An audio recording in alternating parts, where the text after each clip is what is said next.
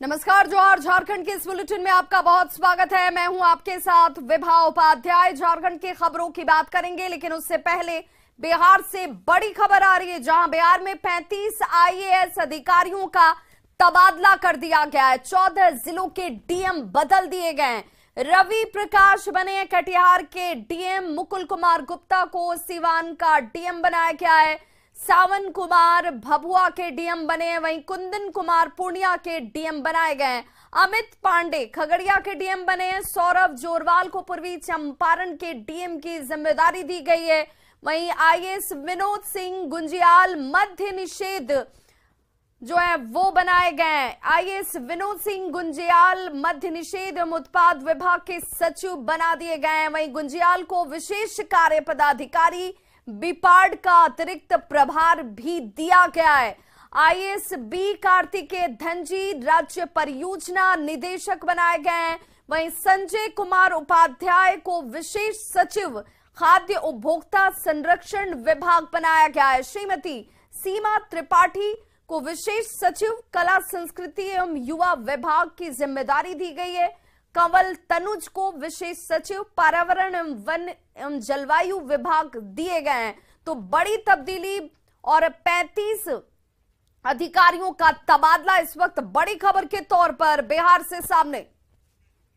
और संवाददाता संजय हमारे साथ इस वक्त ज्यादा जानकारी के साथ फोन लाइन पर जुड़ चुके हैं। संजय, मद्य निषेध विभाग में जिस तरीके से तब्दीली की गई है, क्या ये माना जाए कि यहां से पाठक जिनको लेकर के लगातार खबरें सामने आ रही थी, उनको अब इस विभाग से हटा दिया गया है? जी देखिए, आप कह सकते हैं कि जो तबादला दिसंबर महीने में होना चाहिए था, वो तबादला अभी जाकर यानी अप्रैल महीने में हुआ है। और देखिए, अप्रैल में अमूमन इस तरह का ट्रांसफर नहीं होता, लेकिन मास लेवल पे ट्रांसफर जो था वो अटका पड़ा था और दिसंबर के बजाय बिहार सरकार ने अप्रैल में ये ट्रांसफर किया है।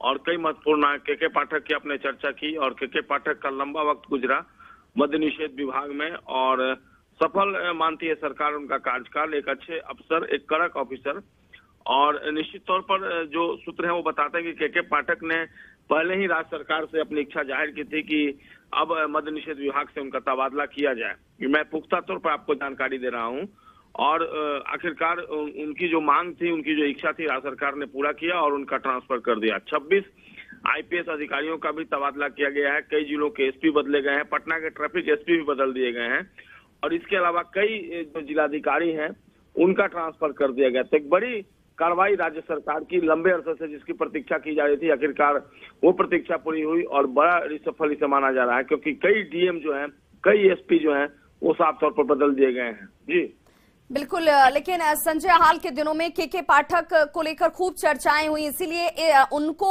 इस विभाग से मुक्त किया जाना या विभाग को उनकी तरफ से ले लिया जाना। हालांकि जो जानकारी आप दे रहे हैं, आपके अनुसार कहा जा रहा है कि उन्होंने खुद इच्छा जाहिर की थी कि उन्हें इस विभाग से हटाया जाए।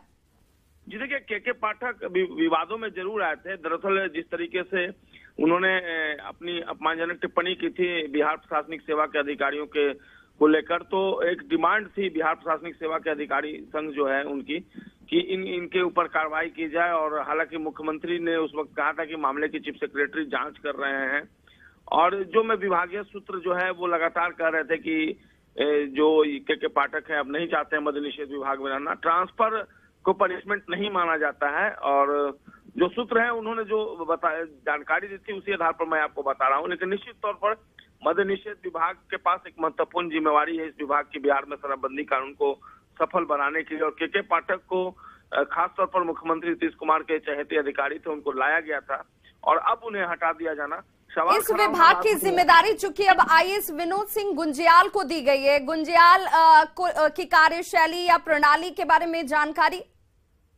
जी देखिए, गुंजियाल जो है एक बेहतर आईएएस अधिकारी माने जाते हैं, और एक महत्वपूर्ण जो भी पदाधिकारी के पाठक की जगह पर आएंगे उन्हें दोहरी चुनौती का सामना करना पड़ेगा, क्योंकि काफी कड़क मिजाज अफसर माने जाते थे के पाठक। उन्होंने जो स्ट्रेटेजी बनाई थी बिहार में शराबबंदी कानून को सफल बनाने के लिए, तो मुख्यमंत्री के आशानुरूप वो काम कर रहे थे। तो गुंजियाल जो है उनके लिए भी बड़ी चुनौती है, और जो भी पोस्टिंग हुई है राज्य सरकार ने लंबे अरसे के बाद किया, और बहुत सोच समझ कर किया इस पोस्टिंग को, क्योंकि दिसंबर महीने से ही इस बात को लेकर लगातार अटकलें लगाई जा रही थी कि बिहार में रिशफल होगा, और वो रिशफल अब जाकर हुआ है। बिल्कुल संजय, इस बीच बड़ी खबर आ रही है कि बिहार में आईपीएस अधिकारियों का भी ट्रांसफर कर दिया गया है। कुल 26 आईपीएस अधिकारी जिन्हें तबादला किया गया है। पुष्कर आनंद बीएमपी 3 के कमांडेंट बनाए गए हैं, रवि रंजन कुमार वैशाली के एसपी बनाए गए हैं, वहीं मनोज कुमार तिवारी को सीतामढ़ी के एसपी की जिम्मेदारी दे दी गई है। डी अमरकेश पश्चिम चंपारण के एसपी बनाए गए हैं, उपेंद्र नाथ वर्मा सहरसा के एसपी, लिपि सिंह बीएमपी 2 डेहरी की कमांडेंट बनाई गई हैं, लिपि सिंह बीएमपी 2 डेहरी की कमांडेंट, और अमित रंजन भागलपुर के सिटी एसपी बना दिए गए हैं। हिमांशु गया के सिटी एसपी बने, अरविंद प्रताप सिंह मुजफ्फरपुर के सिटी एसपी बनाए गए। यानी कि आईपीएस अधिकारियों का भी बड़े पैमाने पर तबादला इस वक्त किया गया है। जी बिल्कुल, जैसा कि मैंने बताया आपको विभा कि 26 आईपीएस अधिकारियों का तबादला किया गया, और पटना के ट्रैफिक एसपी जो है वो भी बदल दिए गए हैं। और निश्चित तौर पर कई ऐसे तबादले हैं जिनका टेनियर जो था वो पूरा हो गया था, लेकिन कई ऐसे तबादले, कई एसपी जो बदले गए हैं वो विभिन्न जिलों के, उनका अचानक से ये तबादला किया गया है। तो ये बड़ा रिसफल जो है वो नीतीश बिल्कुल, और लॉ एंड ऑर्डर को लेकर मुख्यमंत्री नीतीश कुमार हमेशा से गंभीर रहे हैं, और इस वक्त ये तबादले भी बेहतरी के दृष्टिकोण से किए गए हैं, ये माना जा रहा है। बहुत बहुत शुक्रिया संजय इस तमाम जानकारी के लिए।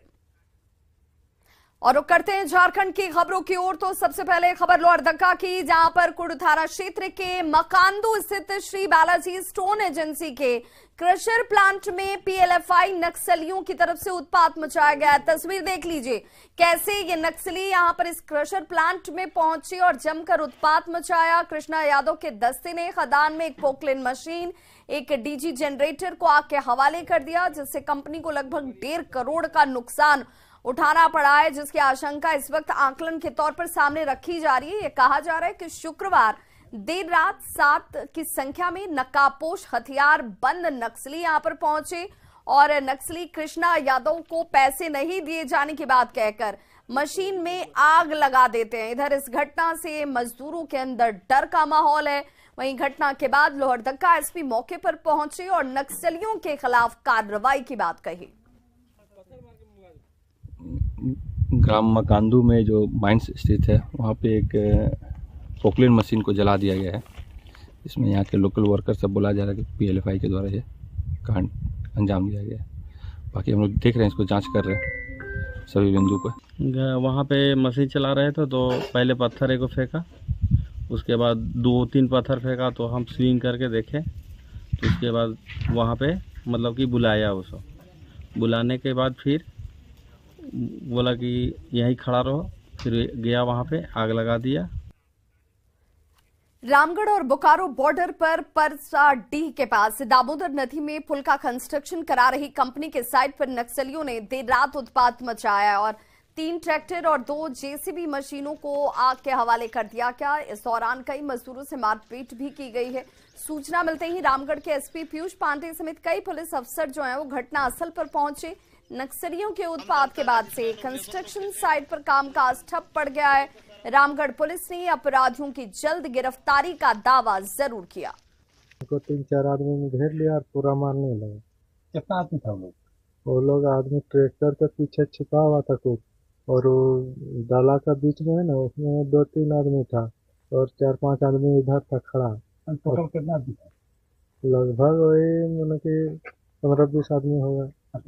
दुखद घटना है। मैं एसपी साहब से बात करता हूं कि हम लोगों के क्षेत्र में इस प्रकार विधि व्यवस्था क्यों चौपट है, लेकिन दुखद बात तो ये है कि पूरे झारखंड में आज के समय माननीय मुख्यमंत्री जी के राज में विधि व्यवस्था एकदम नष्ट हुई पड़ी हुई है और एकदम। बोकारो के सेक्टर 12 में टेंट हाउस में आग लगने से इसकी चपेट में 2 अन्य दुकानें भी जो आसपास की थी वो आ गई। फायर ब्रिगेड की टीम ने मौके पर पहुंचकर आग पर काबू पाया। इस घटना में 5 लाख के नुकसान की बात सामने आ रही है। आग लगने की वजह का हालांकि अभी तक खुलासा नहीं किया गया। बताया जा रहा है कि टेंट हाउस में किसी वजह से आग लगी सबसे पहले, जिसके बाद इस आग ने पास की ही 2 दुकानों को अपनी चपेट में ले लिया, जिससे उन दुकानों में भी काफी नुकसान हुआ। सूचना मिली कि बुध मोड़ के पास जो है दुकान में आग लगी हुई है। इसके आधार पर तुरंत यहाँ घटनास्थल पर पहुंचे, फायर ब्रिगेड को फोन किए। फायर ब्रिगेड आई है। अभी 3 दुकान में आग लगी हुई है। आग पर लगभग काबू पा लिया गया। देखिए, हम लोग के जिस तरह से प्रथम दृष्टिया दिख रहा है 3-4 लाख रुपया के नुकसान का अनुमान है। अभी टेंट हाउस के जो मालिक है उनका क्या अनुमान है, उसी के आधार पर पता चलेगा कि उनके कितने नुकसान। गढ़वा के धुरकी में पुलिस की गाड़ी से कुचलकर घायल बालू लदे ट्रैक्टर के ड्राइवर वसीम सज्जाद की इलाज के दौरान मौत हो गई। इससे नाराज ग्रामीणों ने धुरकी में 10 घंटे तक सड़क को जाम रखा और दोषी पुलिसकर्मियों पर कड़ी कार्रवाई की मांग की है। तनावपूर्ण हालात को देखते हुए धुरकी के चप्पे चप्पे पर जवानों को मुस्तैद कर दिया गया है। ग्रामीणों ने पुलिस की पिटाई में मौत होने का आरोप लगाया। वहीं पुलिस की गाड़ी देखकर भागने के दौरान वसीम सज्जाद के घायल होने की बात कही। बाद में इलाज के दौरान उसकी मौत हो जाती है। पोस्टमार्टम के लिए सिविल सर्जन ने मेडिकल बोर्ड का गठन किया है। कि में बैठे हुए हैं, ये सुन करके आए हैं कि यह तो जाती ही है। मांग हम लोग का यह है कि इंस्पेक्टर साहब के द्वारा ये घटना अंजाम दिया गया है, उनको जो है सस्पेंड किया जाए और उन पर जो है कि क्रिमिनल केस हो। मेडिकल बोर्ड गठित कर लिया है, जिसके लिए मजिस्ट्रेट भी नियुक्त हुए हैं। वीडियोग्राफी के साथ बिल्कुल उनका बनाया किया जाएगा अंत्य परीक्षण, पोस्टमार्टम एग्जामिनेशन के लिए पूरी टीम। उसको बेहतर इलाज के लिए नगर उटारी अनुमंडलीय अस्पताल रेफर किया गया और अभी इसमें रेफर होने के बाद वहाँ पर जो जख्मी हालत में था उसकी मृत्यु हो गई। मृत्यु होने के उपरांत तो उसका पोस्टमार्टम वगैरह कराया जा रहा है और इसमें अग्रिम कार्रवाई। कोडरमा में भूमाफियाओं की दादागिरी से रैयत बेहद परेशान है और झुमरी तलैया नगर परिषद क्षेत्र के गौशाला रोड वार्ड संख्या 28 में भूमाफिया रैयत से धन उगाही के लिए जानबूझकर विवाद पैदा कर रहे हैं। जिस जमीन पर विवाद खड़ा किया जा रहा है उसे 38 साल पहले खरीदा गया था। 1991 में सीलिंग जमीन का हवाला देकर प्रशासन ने जमाबंदी कर दी, जिसके बाद 32 साल की लंबी लड़ाई, कानूनी लड़ाई के बाद जमीन पर बाउंड्री खड़ा किया गया तो भूमाफियाओं ने मामले में पेंच फंसा दिया। इधर मामले की जांच करने पहुंचे सीओ ने जमीन के कागजात मांगे, साथ ही निर्माण कार्यों पर रोक लगाने की बात कही। कुछ भूमाफिया लोग जो हैं वो लगभग जमीन इतने सालों से खाली पड़ा हुआ था, लेकिन अब कुछ भूमाफिया लोग जबरदस्ती तंग कर रहे हैं। पैसे वगैरह की मांग संभवतः उनकी मंशा होगी कि शायद कुछ पैसा हमको यहाँ से मिले और इसलिए वो लोग तंग कर रहे हैं, बोल रहे हैं कि यहाँ घेरना नहीं। तो या तो उनको जानकारी नहीं है या जानकारी के अभाव में वो ऐसा कर रहे हैं, लेकिन उन लोगों ने इसमें घेरने के लिए बहुत परेशान किया। वो बोले कि यहाँ घेरने नहीं देंगे। रामगढ़ में रोड सेल चालू करने की मांग को लेकर हजारों की संख्या में ग्रामीण और मजदूरों ने जमकर प्रदर्शन किया है। वेसीसीएल बरका सयाल एरिया के बलकुद्रा खुली खदान में भुरकुंडा कोयलरी रोड सेल समिति के बैनर तले ये सभी लोग जुटे हुए थे। ग्रामीणों और मजदूरों ने सीसीएल प्रबंधन पर लगातार वादा खिलाफी का आरोप लगाया।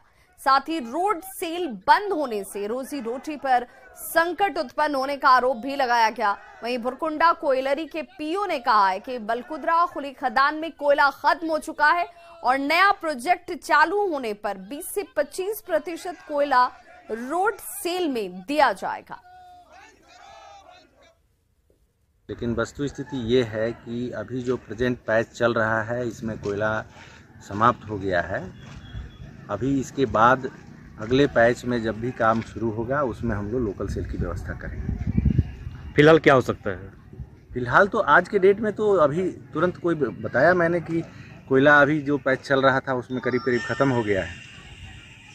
इसमें हम लोग अभी इसमें व्यवस्था अभी नहीं हो पाएगी। जैसे ही अगला बैच बैरियर पैच स्टार्ट होगा उसमें हम लोग लोकल सेल चालू। इसलिए आज सेल समिति के तत्वावधान में हजारों मजदूरों ने आज यहाँ पर आए हैं बलकुद्रा खुली खदान के समक्ष यह चेतावनी देने के लिए प्रबंधन को कि अब और हम बर्दाश्त नहीं करेंगे।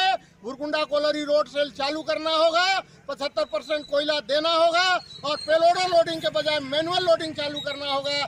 वरना अब हम चुप नहीं बैठेंगे। सीसीएल प्रबंधन को ईंट से ईंट बजा देंगे। रोड सेल नहीं तो भुरकुंडा कोयलरी भी नहीं। रामगढ़ समरणालय में डीएमएफटी न्यास परिषद की बैठक हुई, जिसमें हजारीबाग सांसद जयंत सिन्हा, मांडू विधायक जेपी पटेल, बड़का गांव विधायक अंबा प्रसाद, रामगढ़ की डीसी माधवी मिश्रा समेत कई लोग शामिल हुए। बताया जाता है कि रामगढ़ को 1145 करोड़ रुपए डीएमएफटी के द्वारा मिले हैं और हर वर्ष 120 करोड़ डीएमएफटी मद से रामगढ़ को मिल रहा है। सांसद जयंत सिन्हा ने बताया कि डीएमएफटी के पैसे से विकास के मामले में रामगढ़ झारखंड ही नहीं पूरे देश में आदर्श जिले के रूप में स्थापित हो रहा है। डीएमएफटी की बैठक हुई है और रामगढ़ एक ऐसा जिला है जिसका सौभाग्य है कि हम लोगों को डीएमएफटी से, और जो ये माननीय प्रधानमंत्री जी की बहुत ही दूरदर्शी सोच थी, उससे हम लोगों को बहुत लाभ मिल रहा है। कुल मिलाकर अभी तक 1145 करोड़, रामगढ़ जिले को 1145 करोड़ डीएमएफटी के द्वारा मिले हैं और हर वर्ष हम लोगों को करीब 120 करोड़ डीएमएफटी के द्वारा मिल रहे हैं। बहुत ज़बरदस्त तरीके से और बड़े रफ्तार से जन कल्याण हम लोगों के जिले में हो रहा है और इस प्रकार से रामगढ़ जो है वो बड़ी तेजी से उभरते हुए एक आदर्श जिला ना सिर्फ झारखंड में लेकिन पूरे भारत में बन रहा है। रांची में बीजेपी की ओर से 11 अप्रैल को हेमंत हटाओ झारखंड बचाओ आंदोलन किया जाने वाला है, जिसमें 32,000 गांवों से बीजेपी नेता और कार्यकर्ताओं की भीड़ जुटेगी। रामगढ़ में बीजेपी सांसद जयंत सिन्हा ने कहा कि गठबंधन सरकार से झारखंड की जनता बेहद परेशान है और जनता की आवाज बुलंद करने के लिए बीजेपी ये आंदोलन करने जा रही है। 11 अप्रैल को झारखंड बचाओ प्रदर्शन होने वाला है। पूरे झारखंड से भारतीय जनता पार्टी के सब सक्रिय सदस्य कार्यकर्ता उस दिन सचिवालय का घेराव करने वाले हैं और यही आह्वान करने वाले हैं कि अगर झारखंड को बचाना है तो इस दुष्ट और भ्रष्ट सरकार को हम लोगों को उखाड़ फेंकना है। और ये जो हम लोगों का प्रदर्शन होने वाला है वो इस नारे के तहत होने वाला है, हेमंत हटाओ झारखंड। गिरिडीह जिले के 13 प्रखंडों में से 6 प्रखंडों में पिछले एक सप्ताह से बिजली आपूर्ति ठप है, जिससे लगभग 1000 गांवों में ब्लैकआउट की स्थिति है। बिजली नहीं रहने की वजह से गांव में बच्चों को रात में कैंडल की रोशनी में पढ़ाई करनी पड़ रही है। लोग पानी की टंकी में लगे सोलर प्लेट से मोबाइल फोन चार्ज कर रहे हैं। इन 6 प्रखंडों के लोगों को काफी दिक्कतों का सामना करना पड़ रहा है। ज्यादा जानकारी दे रहे हैं संवाददाता एजाज अहमद। गिरिडीह जिले के 13 प्रखंडों में से 6 प्रखंडों में पिछले एक सप्ताह से बिजली नहीं आ रही है और बताया जा रहा है कि अगले 10 दिनों तक और बिजली आपूर्ति नहीं की जाएगी, क्योंकि जो मेन ट्रांसमिशन लाइन है उसमें काम चल रहा है, जिसकी वजह से बिजली सेवा बाधित है। लेकिन बिजली नहीं रहने की वजह से जो गांव ग्रामीण जो लोग हैं उन लोगों को काफी दिक्कतों का सामना करना पड़ रहा है। यहाँ पे क्या कर रहा है? मोबाइल चार्ज कर रहे हैं। क्यों मोबाइल चार्ज कर रहा है, क्या दिक्कत है? घर में लाइन नहीं आ रहा है, तब पढ़ने के लिए मोबाइल चार्ज कर रहे हैं। अच्छा, ऑनलाइन पढ़ता है तो मोबाइल से दिक्कत हो रहा है, चार्ज नहीं हो पा रहा लाइन नहीं रहने से? जी। क्यों लाइन नहीं आने की वजह से दिक्कत हो रहा है? जी, पढ़ने में दिक्कत हो रहा है। रात को कैसे पढ़ाई करता है? रात को अभी मोमबत्ती जला के पढ़ाई कर रहे हैं, अभी लाइन नहीं दे रहा है तो दिक्कत तो हो रहा होगा बहुत। जी, बहुत दिक्कत है। बिजली नहीं आने के वही दिक्कत है, लाइट नहीं रहता है, वो प्रॉब्लम हो रहा है। घर में बच्चे लोग पढ़ाई का दिक्कत हो रहा है, मोबाइल चार्ज हो रहा है, यहीं पे ये सोलर है लगा, इसी में मोबाइल चार्ज करते हैं दिन में, फिर रात में वही आता है काम। बच्चे हैं वो पढ़ाई लिखाई करते हैं रात को, लेकिन लाइन नहीं रहने की वजह से मोमबत्ती में पढ़ाई कर रहे हैं। वहीं जल मीनार में जो सोलर प्लेट लगा हुआ है इसका इस्तेमाल ये लोग अपने मोबाइल चार्जिंग करने में कर रहे हैं, ताकि ऑनलाइन जो पढ़ाई करते हैं ये पढ़ाई कर सकें। गिरिडीह से न्यूज़ 18 के लिए मैं एजाज अहमद। झारखंड में सरकार शिक्षा व्यवस्था को बेहतर बनाने की कोशिश कर रही है। सरकारी स्कूलों में शिक्षा के स्तर को बदलने के लिए स्कूलों के रंग बदल दिए गए हैं। स्कूलों में पढ़ने वाले बच्चों के ड्रेस तक को बदला गया है, लेकिन एक और किसी का ध्यान नहीं जा रहा, और वो है सरकारी स्कूलों में शिक्षकों की कमी। देखिए हमारी ये खास रिपोर्ट।